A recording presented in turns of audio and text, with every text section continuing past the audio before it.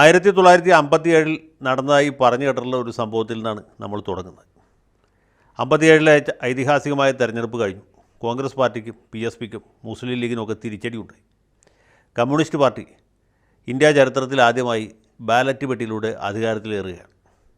അപ്പോൾ ആ സമയത്ത് കോൺഗ്രസിനുണ്ടായ തിരിച്ചടി ചർച്ച ചെയ്യാൻ വേണ്ടി തൃശ്ശൂർ DCC യോഗം ചേർന്നു. അവിടെ ചൂടുപിടിച്ച ചർച്ചയാണ്. പ്രത്യേകിച്ച് ചാലക്കുടി മണ്ഡലത്തിൽ പനമ്പള്ളി ഗോവിന്ദമേനോനുണ്ടായ പരാജയമാണ് ആ ചർച്ചയുടെ കാതൽ.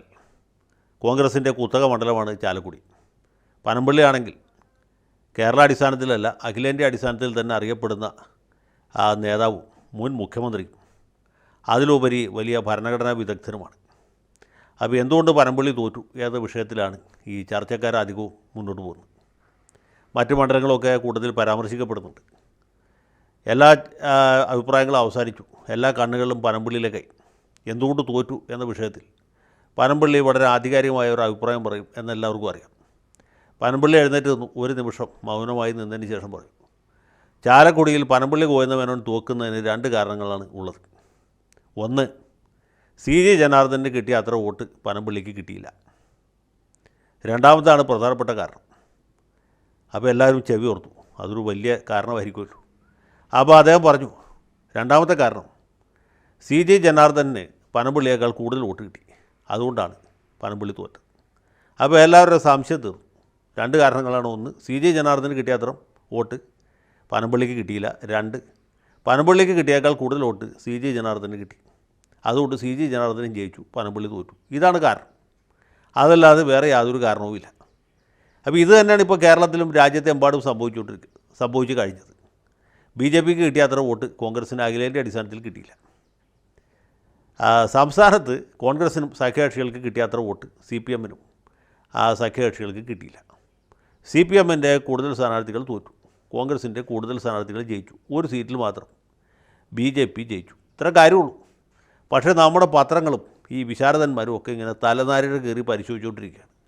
പ്രത്യേകിച്ച് ഭരണകക്ഷി ആയ CPM, CPI അവരൊക്കെ കമ്മിറ്റി കൂടി, ജില്ലാ committee, area committee, ward committee, booth കമ്മിറ്റിയൊക്കെ കൂടി എന്തുകൊണ്ട് തോറ്റു എന്ന വിഷയം നമ്മുടെ സന്ദേശം സിനിമയിൽ സഖാക്കൾ ചർച്ച ചെയ്ത പോലെ കട്ടൻ ചായ പരിപ്പോടെ ദിനേശ് മീഡിയമായിട്ട് ചർച്ച ചെയ്തുകൊണ്ടിരിക്കുകയാണ്. കഴിഞ്ഞ ദിവസം എറണാകുളം ജില്ലാ കമ്മിറ്റി കൂടി.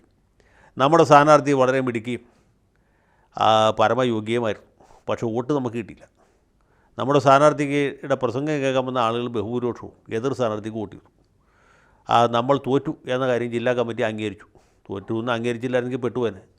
ഈ ജയിച്ച സ്ഥാനാർത്ഥി വീട്ടിലിരിക്കുക, തോറ്റ സ്ഥാനാർത്ഥി പാർലമെൻറ്റിൽ പോയി സത്യപ്രതിജ്ഞയും ചെയ്യുന്നൊരവസ്ഥ ഉണ്ടായിരുന്നു. ഏതായാലും തോൽവി അംഗീകരിച്ചു. പിന്നെ പരമ്പരാഗതമായി നമുക്ക് കിട്ടിക്കൊണ്ടിരുന്ന മേഖലകളിലൊക്കെ വലിയ ചോർച്ചയുണ്ടായി. നമ്മുടെ മേഖലകളിൽ കുറേ വോട്ട് BJPക്ക് പോയി, ബാക്കിയുണ്ടായിരുന്ന വോട്ട് കോൺഗ്രസിലേക്ക് പോയി എന്നാണ് ജില്ലാ കമ്മിറ്റി കണ്ടെത്തിയത് എന്നാണ് ഈ മനോരമ, മാതൃഭൂമി മുതലായ പത്രങ്ങൾ ഏകസ്വരത്തിൽ റിപ്പോർട്ട് ചെയ്തത്. ശരിയാണോ എന്ന് നമുക്കറിയില്ല, നമ്മളാരും ജില്ലാ കമ്മിറ്റിയിലും ഉണ്ടായിരുന്നില്ല. ഇതുപോലെ തന്നെയാണ് മറ്റ് പല ജില്ലകളിലും ചർച്ചകൾ നടക്കുന്നത്. CPIയുടെ തിരുവനന്തപുരം ജില്ലാ കമ്മിറ്റിയും ആലപ്പുഴ ജില്ലാ കമ്മിറ്റിയൊക്കെ ചർച്ച ചെയ്ത് പിണറായി വിജയൻ്റെ ധാർഷ്ട്യവും ധിക്കാരവും ജനങ്ങളോടുള്ള മോശം പെരുമാറ്റവുമാണ് പരാജയത്തിൻ്റെ പ്രധാന കാരണം എന്ന് കണ്ടെത്തിയതായിട്ട് മനോരമയിലും മറ്റുമൊക്കെ ഉണ്ടോ റിപ്പോർട്ട് ഞാൻ വായിച്ചു. അങ്ങനെ ഒരു ചർച്ച ഉണ്ടാകുമെന്ന് ഞാൻ വിചാരിക്കുന്നില്ല. ഏതായാലും ഇങ്ങനെയൊക്കെ പല രീതിയിൽ ചർച്ചകൾ നടക്കുകയാണ്. നിയമസഭയിലും ഈ വിഷയം ചർച്ച ചെയ്യപ്പെട്ടു. പൊതുഭരണ വകുപ്പിനെക്കുറിച്ചുള്ള ചർച്ചയിൽ പ്രധാനമായിട്ടും CPMനും സഖ്യകക്ഷികൾക്കുണ്ടായ തിരിച്ചടിയെക്കുറിച്ചാണ് വാദപ്രതിവാദങ്ങൾ നടത്തുന്നത്.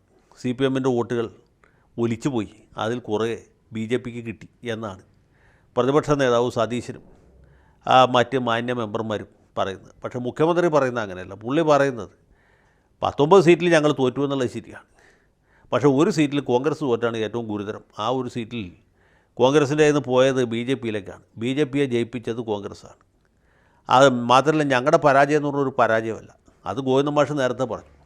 പാർട്ടിയുടെ അടിത്തറ വളരെ ശക്തമാണ്, പക്ഷേ മേലോട്ടേക്കുള്ള ഭാഗത്തിന് ചെറിയ ബലക്ഷയം സംഭവിച്ചിട്ടുണ്ട്.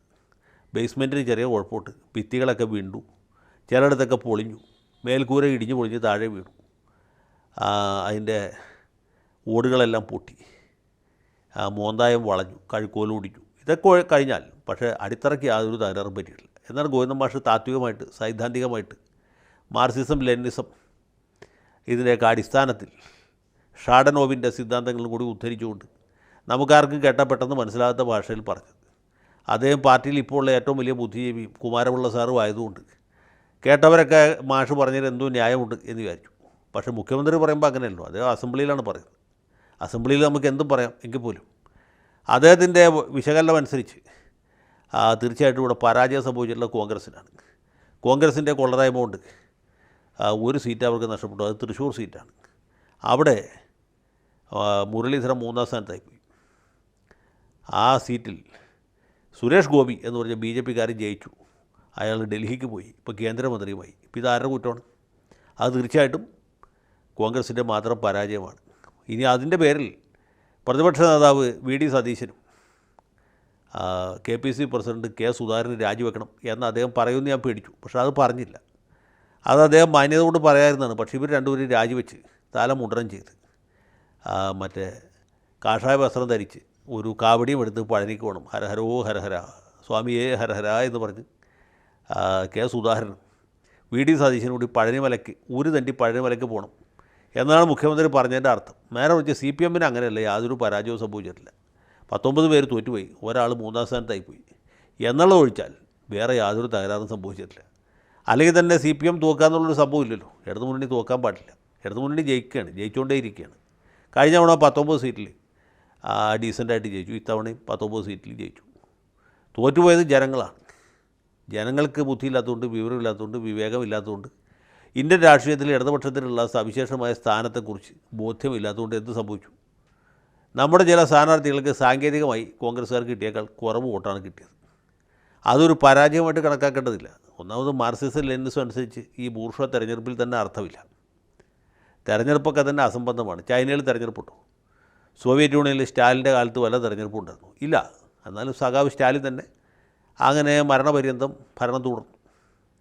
അതുപോലെ കിഴക്കൻ ജർമ്മനിയിൽ സഖാവ് ഹോണേക്കർ എങ്ങനെയാണ് ഇലക്ഷൻ ജയിച്ചാണോ? അല്ല. റുമാനിയയിൽ ചൗഷസ്കി അങ്ങനെ ജയിച്ചത്. അവരൊക്കെ അധികാരത്തിൽ അങ്ങനെ വരികയാണ് ചെയ്തത്. അങ്ങനെയുള്ള അധികാരത്തിൽ മാത്രമേ നമുക്ക് നമ്മുടെ പ്രസ്ഥാനത്തിനും പ്രത്യയശാസ്ത്രപരമായിട്ട് നമുക്ക് വിശ്വാസമുള്ളൂ. മറ്റതൊക്കെ ഒരുതരം കോപ്രായവും കാട്ടിക്കൂട്ടലുമാണല്ലോ. അതുകൊണ്ട് ഈ ബൂർഷ്വ ജനാധിപത്യം തന്നെ ഞങ്ങൾ അംഗീകരിച്ചിട്ടില്ല. പിന്നെയാണ് തെരഞ്ഞെടുപ്പിൽ കൂടിയ വോട്ട് കിട്ടുന്ന പാർട്ടി ജയിക്കുക, കുറഞ്ഞ വോട്ട് കിട്ടിയ പാർട്ടി തോക്കുക, ജയിച്ചവർ മന്ത്രിസഭ ഉണ്ടാക്കുക. ഇതൊക്കെ തന്നെ ബൂർഷ്വ പരിപാടിയാണ്.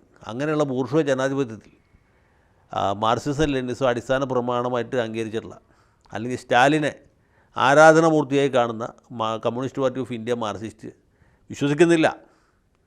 പിന്നെ നമ്മൾ തെരഞ്ഞെടുപ്പിന് മത്സരിക്കുന്നതൊക്കെ അതൊക്കെ ഒരു ചടങ്ങ് എന്ന രീതിയിൽ മാത്രമേ ഉള്ളൂ. അതിനൊന്നും വലിയ പ്രാധാന്യം കൊടുക്കേണ്ടതില്ല. അതുകൊണ്ട് ഇടതുപക്ഷം തോറ്റിട്ടില്ല, തോക്കുകയില്ല. തോറ്റത് കോൺഗ്രസ്സാണ്, തോറ്റത് സതീശനാണ്, അല്ലെങ്കിൽ സുധാകരനാണ്. KPC പ്രസിഡന്റ് ചുമതല വഹിച്ചിരുന്ന MM ഹാസനാണ്. അവരാണ് രാജിവെക്കേണ്ടത്. അല്ലാണ്ട് സഖാവ് പിണറായി വിജയൻ രാജിവെക്കുന്ന പ്രശ്നം ഉദിക്കുന്നില്ല. ആ കട്ടിൽ കണ്ട ആരും പരിക്കേണ്ട. ഇനി അഥവാ അദ്ദേഹം രാജിവെക്കണമെങ്കിൽ തന്നെ അദ്ദേഹത്തിൻ്റെ മരുമോനെ ആ സ്ഥാനത്ത് ഇരുത്താൻ വേണ്ടി മാത്രമായിരിക്കും. നിങ്ങൾ ഈ കാട്ടിൽ കണ്ട ആരും പനിക്കേണ്ടതില്ല. ഈ സർക്കാർ 5 കൊല്ലവും പിന്നെ ഒരു ദിവസം കൂടി ഭരിക്കും. വരാൻ പോകുന്ന തെരഞ്ഞെടുപ്പിലും ഇടതുപക്ഷം വിജയം ആവർത്തിക്കും. അതിനു മുമ്പായിട്ട് നമ്മൾ കിറ്റ് വിതരണം ചെയ്യും. അങ്ങനെ നമ്മൾ വീണ്ടും അംഗം ജയിക്കും. നമ്മുടെ 3-ാം പിണറായി സർക്കാരുണ്ടാകും. 3-ാം മോഡി സർക്കാരുണ്ടാകുമെങ്കിൽ മുണ്ടുടുത്ത മോഡി എന്നറിയപ്പെടുന്ന സഖാവ് പിണറായി വിജയനും 3-ാം ഒരു സർക്കാർ ഉണ്ടാകാവുന്നുള്ളൂ. അതുകൊണ്ട് VD സതീശൻ ഉടനെ രാജിവെക്കണം. പിണറായി വിജയൻ രാജിവെക്കുന്ന പ്രശ്നം ഉദിക്കുന്നേയില്ല.